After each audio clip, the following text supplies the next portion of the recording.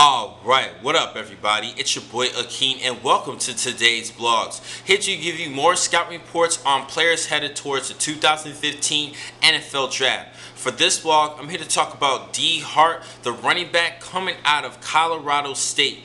Now he's hailing from Orlando, Florida, and he was an outstanding player coming out of high school, having a record-breaking year as a senior with 50 total touchdowns. And I believe that he should have been Mr. Football for 2010. The winner for that year was Quentin Williams. I think that was a wrong decision. It should have went to Dee Hart for that particular record alone.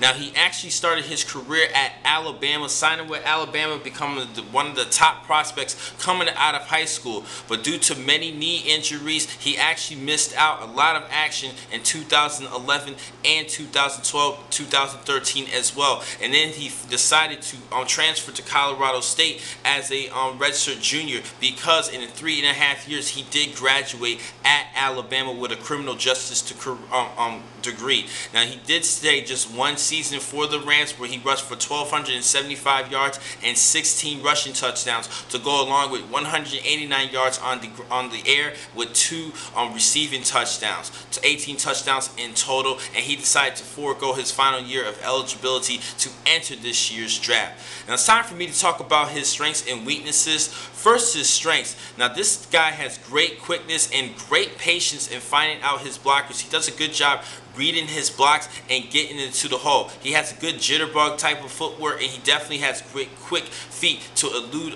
players, and even have a good explosion to bounce things off to the outside. Another thing I do like about him is that he has a low center of gravity. He is 5'7", 200 pounds, a pretty decent bulk size for a man of his height at 5'7". Good bulk, not Maurice Jones-Drew type bulk, but still close enough. Definitely has a good size to play at the next level, and because he is low center of gravity, it becomes difficult for people to tackle this particular player. That is a good thing.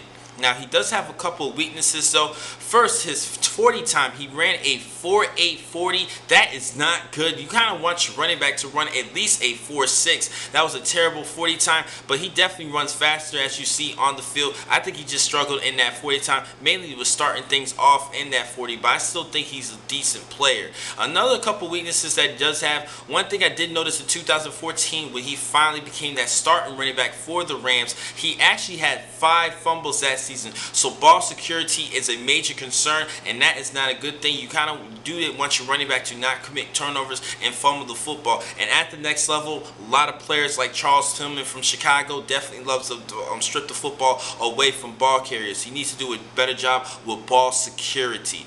Another thing he does need to work on is his pass blocking. Doesn't need better technique in pass blocking, and even he hasn't shown too much as a receiver. Only 189 yards this past season, and I personally believe that he should have stayed one last year, but I understand his decision. After dealing with knee injuries, he doesn't know how long he could probably stay in the National Football League, so he's probably trying to collect as much as he can before he ends up retiring from football from good. So I kind of understand that, but I really believe that he should have stayed at least one more season, that final year, to boost up his draft status, because personally in my projection for him, I actually do not have him drafted in this year's draft. Now running backs come from a dime a dozen, and there are a lot of great running backs during the offseason free agency and entering this year's draft. I highly doubt that he's going to be selected in this draft. I still believe that there's probably at least 20 other running backs who are actually projected higher in them than him, in my opinion. He's still a good running back. I think he should have stayed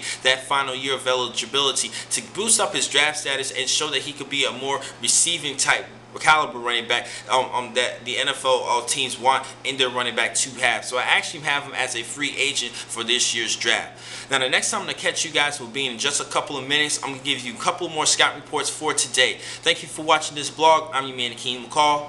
Be easy.